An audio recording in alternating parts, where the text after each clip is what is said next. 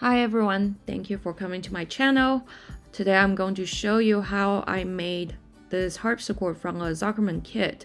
As you can see here, this is a finished instrument that I just videotaped last month. And without further ado, I will start my process with you. Stage 1, Case Assembly. September 2020. So at the very beginning, I did a dry run of all the parts, as you can see here. So this is without gluing down everything and just to get myself familiar with the process. And very quickly, what I had to do is drill down all the relevant holes so I can hold all the parts together. And it's actually quite a tedious process, you can see here. And of course, it has to be very carefully done because this is really the foundation of the whole case. Because it was my first instrument, I did get a little bit help from Zuckerman harpsichord. So this is Remy who's helping me actually putting all the plates together and drilling all the holes so I can start assembly after I've done that with the bottom. So we started out with the right cheek. And so here it is, you can see that it's crucial to get actually the angle correct. So if you don't even get the right angle straight up, then there won't be a good harpsichord. And here we have to flip it over and just to make sure it will dry properly. And we're using the clamps together. Again, this is over several hours when I'm filming this. And so it's the same for the other sides as well. But the first was the really most crucial one because you were going to rest the name board on top as well. And then you can see here it's kind of coming along. So this all happened in a matter of a week. I didn't do this all the time, but I spent probably a few hours a day while working on my dissertation and also teaching and also working at the factory as an intern. And so you can see here I'm really running around quite a bit, and also constantly coming back to clean up the dry glue because that will affect how the other pieces are going to adhere to the case. So here now I'm already doing the left side case front already. And I didn't list every single thing here because it will be a very long video, so excuse me for some of the omission. And then I kind of kept going and I got on the side, so you can see this is actually a different angle filming. Then after the front side is done, I actually started going the back side of the case as well. And so this is where it got a little bit tricky, especially with the fitting. I did everything by hand. And I move on to stage 2, liner installation. So this is just a little, again, dry run if you want to say that. But basically lining up the drawing, and I make sure I know where all the blocks are going. So this is actually a picture of where the blocks go for the liner. So this is already after I have assembled kind of 50%. And as you can see here, I use quite a bit of clamps because they're really crucial here. And again, I have to test drive everything. So once every piece is dried, I make sure to go back and check the angle because sometimes when the piece is drying, it might change its angle, especially if you're using a clamp. So technically it can be done faster, but because we're doing piece by piece, it's not something we can just do right away. We'll have to wait for drying time, coming back and forth. So we constantly have several projects going at the same time. And so here you can see that I'm really trying to clamp down the liner very securely with the case, just to make sure it won't move up or down. And I'm also cleaning the glue at the same time. Yeah, this is not the most difficult part of building the harpsichord, but definitely it got easier and easier the more I do. It got a lot easier, and that's why I'm showing this part of the film, because I made a lot less mistake. And then here, the left side of the liner is dried, and so here I'm trying to glue on the penultimate piece before I put on a rest plank. And again, you can see that I'm also using my finger quite a bit, and also toothbrush. Use toothbrush or new ones if you want. And here's the rest plank, and I needed to fit it and make sure it will just fit very tightly, even when I'm still putting on the glue. And here it's the same idea, cleaning up the dry glue constantly when I'm putting on the clamp, just to make sure it's secure. And the bottom part is less crucial because we won't really use that part anyways. And you can see that the right side I haven't really put on the blocks yet.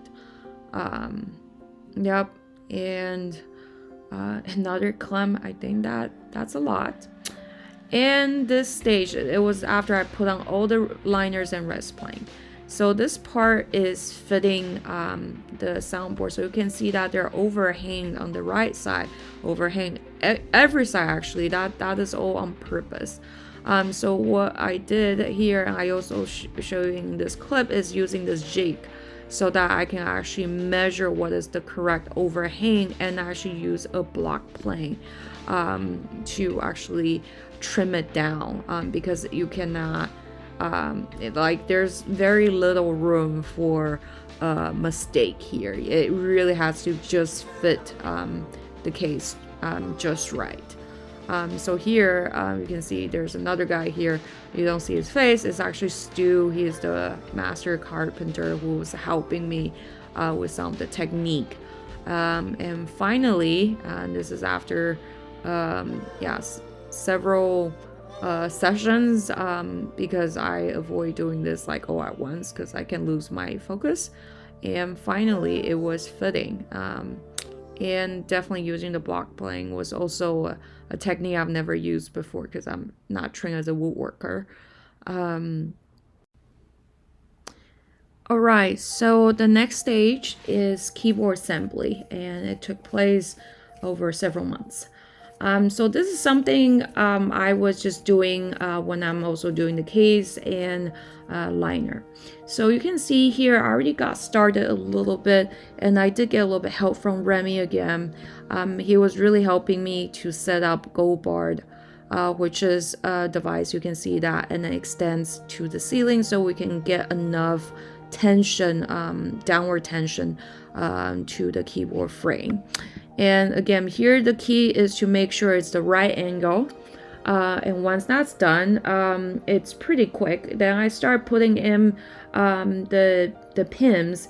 And this part, if you can see in the video, I'm actually wearing actually almost like a headset. But this is really to prevent any kind of possible hearing loss, because it's super loud. It gets really old pretty fast. But in any case, and I put in all the keys here just to make sure everything is lining up correctly. I would say it's actually quite therapeutic to do it, and at the same time I'm also going to drill the guide pins at the end of the keys. And fast forward again, I'm putting in all the felt punching, so there will be some bounce between the keys, and also the felt that is for bouncing off the keys as well, from the front end and also the back end here, and also putting the keyboard rack, and again putting on all the keys just to make sure. So this is kind of where what it looks like before I drill everything and install it. So this is the difficult part, and you can see that I was making a mistake there. And once that's done, I put it back in again for all the keys, and now I start gluing on the sharps, and you can see here I actually use this toothbrush. As I said earlier, it's a very helpful tool for building harpsichords. So start saving your old toothbrush. And so this is what it looks like after I glue on all the sharps against the keys. And now here what I'm doing is actually trying to measure the right distance from the end of the key to where I should put my key and felt. So this is where the jack will actually touch the keys, and you want to make sure there's enough bounce and kind of like suspension for the action. So the drawing actually tells you, but here for me to figure out was it's not too difficult, but I eventually did. So make sure you have something really straight and long to kind of like draw this guide lines for yourself. And the rest is really very much like arts and craft. I just cut out all the felt and glue them with gluing on. It's really not that difficult, and this is the what it looks like. Then the next stage I'm doing is actually balancing. So you can see here the setup. I'm also wearing gloves because I'm actually using lead, and we have 15 cents here as weight, so it's a dime and a nickel, and then you tape them together. That would be the correct weight. And then I kind of cut out this really little bit of lead and using a chisel and a hammer. So you get a little one, and just to place it, somewhere on the other end, and to see where it will bounce back or where it will actually balance. So then make sure you mark, where the balancing point is. And this is what I like to call kind of like doing a science experiment, because you're constantly doing some hands-on action here. It's really a very steep learning curve. It gets really fast once you've done a few in the beginning, and I've already done several before. So again, this is another view for what the setup looks like, and I show you where the lead were put in, and you see here balances just right. So the way I do this, and so this is the fast forward version of how I drill the hole, cutting out the little weight on the lead wire and put it in balance. And of course this is over, I don't even know, several hours. I would say a keyboard for balancing is probably like 3 hours, 6 hours. So after that's done, I did spacing, and also this is staining of the keyboard. It's really soothing for me. I love painting.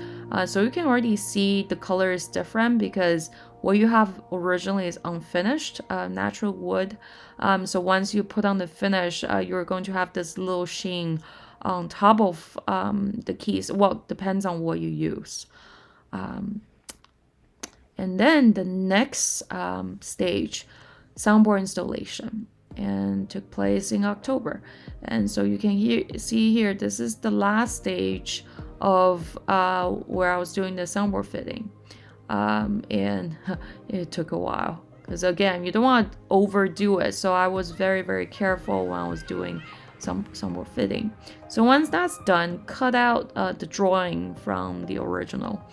Then I put this on top of the soundboard and start actually just making marks. So you can use anything, but I was using this sharp awl, I guess.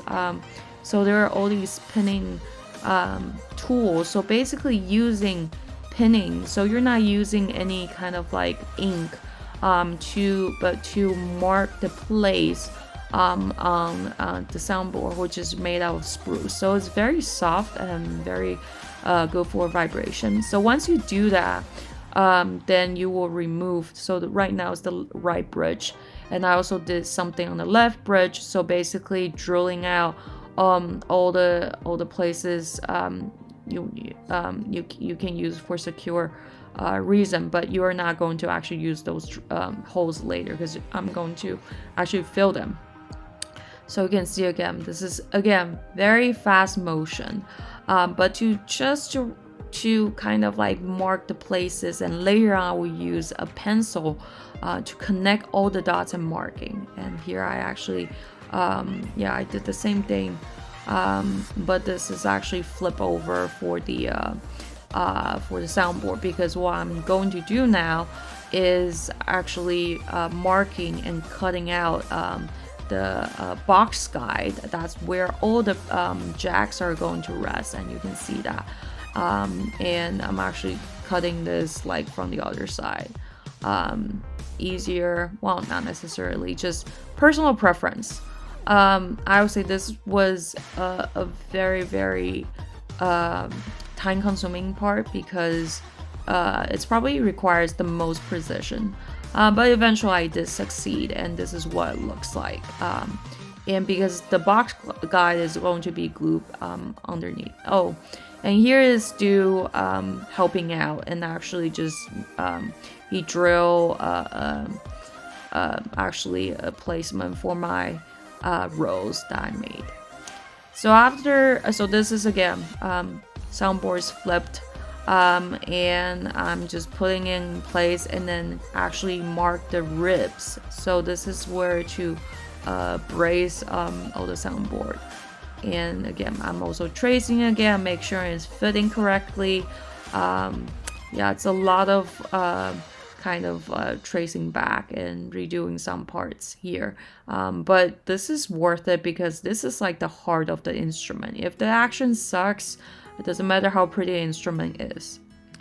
And here again, you can see me with my magic tool, my toothbrush, gluing up this box guide again. And yeah, I must say actually cutting out this slot was difficult but very rewarding, because I think I did a pretty good job, pretty clean. And again, this is what it looks like, and with the hole for the rows on the left, but when you flip, it's on the right. Okay, so now it's at the right angle, and there's also a jig underneath, so this is actually fitting perfectly, because otherwise you will have like a different height near the box guide. So here I'm like gluing up the right bridge, but using a bunch of different weight to hold it down is actually necessary. And then also the left bridge, and also nailing this down and also gluing it down. So here I'm also putting down weight on the left bridge, and these are supplied by Zuckerman. And this is what it looks like on the back side. I'm placing all the ribs together, and they're all shaved, as you can see here. So the next step is actually to glue them on and finalize their placement, obviously. And again, this is crucial with the placement, but not so much the way they're shaved. They were a little bit tentative, and also make sure to put on enough weight, because that's the only thing we use. Then we can install the soundboard here. It's a little bit anticlimactic on time lapse. So now once it's done, you also have to put the pins down, and this is also a bit tedious, because there's not really any formula but just to make sure the soundboard is really secure to the liner and also the rest plank. And once that's done, I installed the soundboard molding, because that's where you can hide all the mistakes and all the pins, and if there's any gap in between the case and the edge of the soundboard, this is where the molding comes in. And you can see that I'm also cutting the molding. So once the molding is all done, I also installed hitch pins, and you can see here just one after the other for 56 pins. Goes by pretty quickly. So here again, I'm putting down the soundboard drawing and using actually the tracing and marking technique again. And here I'm also drilling all the tuning pins. And so this is actually drilled, if you can see, at a slight angle, so that there's actually a bit more like backward kind of tension to hold down the strings rather than just completely straight. Yeah. The next stage is decoration, which I did over a period of half a year. So the first thing is to put on our shellac, so that it's kind of like a sealer for the soundboard. So any kind of paint won't just bleed through. So you can see here, make sure mix the shellac at the right consistency. Mine was pretty thin. Then once that's done, I started kind of painting the border and arabesque. And you can see what I did here. I actually have the motif next to me, and I tried to recreate. I also did a little bit of the sketching in pencil as well. And obviously I've done a lot of practice before this. So this is really actually a steep learning curve. The more you do, the easier it will get. So this is actually the right side. So I actually started out with the least noticeable, so the one that's closer to the edge and people won't see. So this is a little bit more noticeable. And I did my own design. I mean, there's no one arabesque that's the same. There's always some kind of slight variation, right? And now is the main area. This is the most noticeable. Like everyone will see this part when they see the harpsichord. So yep, very quickly I did all this. And then, so this was done actually in, I think, July, and this is the finished product. And unfortunately, I took a hiatus until this part, which is painting the real thing. And I started some practice already. And then I started sketching after kind of the motif I already did previously. So on paper, if you cannot do it on paper, you cannot do it on soundboard. So it's kind of a different painting technique. But I started sketching out first. And now I put down like actual gouache here.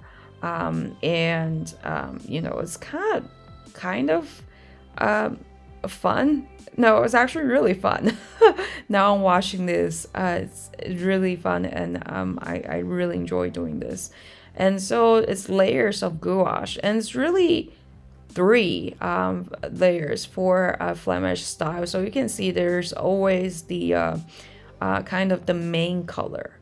And I sketch out, kind of the movement and where it is going. So this one's actually I kind of changed the movement from the original motif, I'm pretty sure. But you can see it's like 2 colors, and now I'm adding another layer, and I'm adding the final details in a different tone. So once you have like 3 different layers, you should have a pretty 3-dimensional motif. So this one's like actually close up. So you have the leaves first, and then I add more leaves, and then the flowers at last. Here, the flowers, and darker color. And then now I put in darker kind of highlight for the leaves as well. Yep.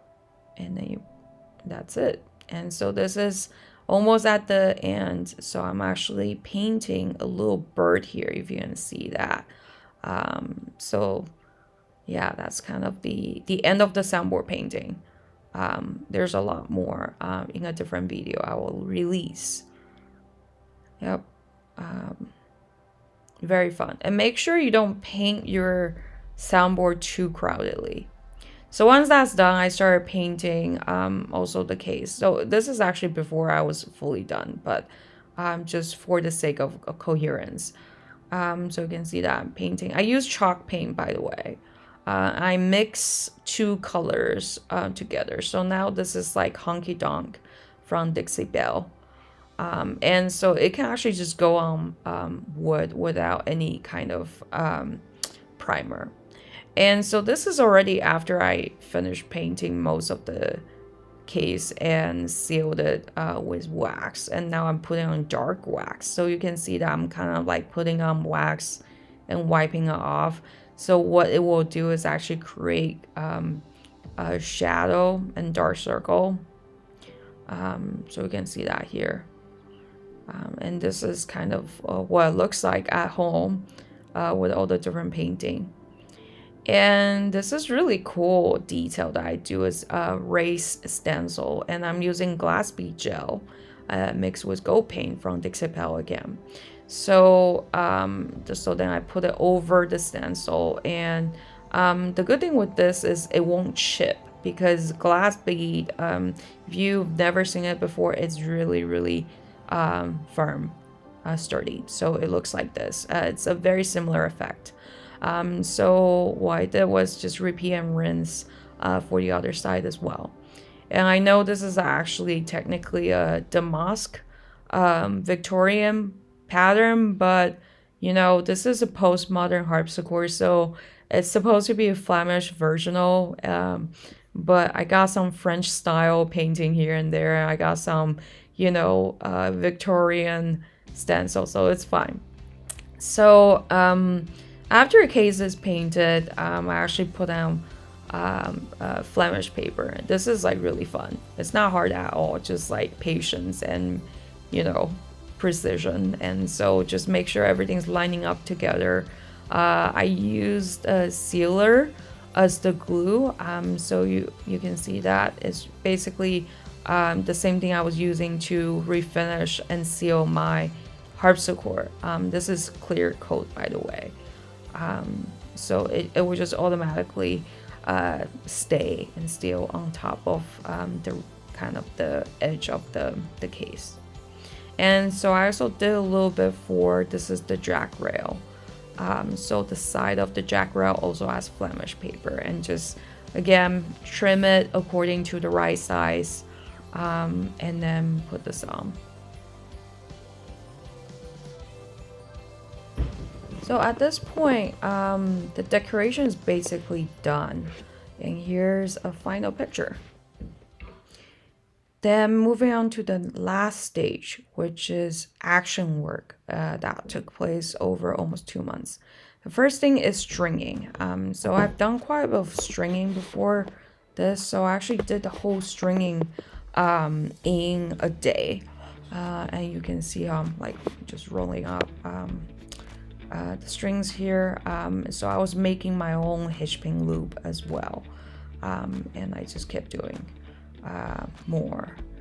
And this is, you know, filmed actually at Zuckerman, because they have a perfect setup for stringing. If you were to do it at home, it will definitely take a lot longer unless you have the same kind of setup. And here's Richard, who came in to talk to me briefly, and I just kept doing stringing work. And then I also have someone else working alongside, along with me. And until night, I'm still stringing. You can see that here. I don't think I have all the video of me stringing, but you get the idea. Very repetitive, gets really old pretty fast, but I actually love stringing. So I wish I have more instruments to string. But for this, yeah, I believe I finished at 11 p.m. or something. My friend was coming to look for me for dinner. And so here you go. And the next thing I did was pinning. So pinning with the tool, which was new for me, but it's also not too bad. There's some measuring to do and just precision. And again, this is a very steep learning curve, and so I have to go, you know, like I have to go back and, you know, redo some of them. And it got a little bit faster once I do a little bit more here.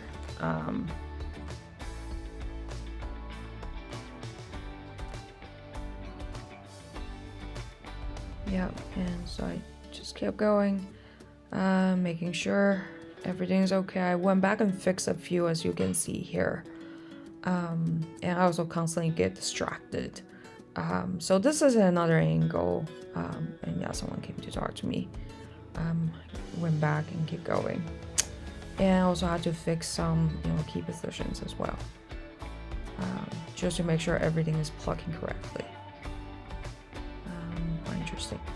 And then there's something you can actually do when you're just watching TV or something. That's kind of what I did, was putting in pre-cut plectra into the jacks, because there are so many, and you can pre-cut them to length, which is like just an approximate length.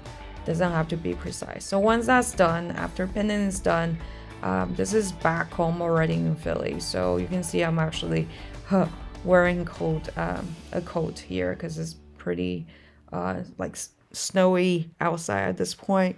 So I actually put down all these different jacks and try to make sure they're fitting correctly. So I also have a sander behind me, now you can see from this angle, and just to make sure that it will go up and down, the jacks will go up and down really smoothly and plug correctly here. Yeah, so this was done in the winter, which I don't recommend, because if you have a sander, you probably shouldn't do it indoor like I did, but it was so cold, so I have no choice but to do it indoor. And pretty much the last step here was to put on felt, and I also did voicing, which I didn't really record, but in any case, the harpsichord is playable by February, I think 20th, and this is a picture of my first concert, which is a day after it was done. I used it for a gig in Delaware. And so thank you again for watching, and hope that maybe this will inspire you to make a harpsichord too. This is actually a really rewarding process. Thank you so much, and have a good week.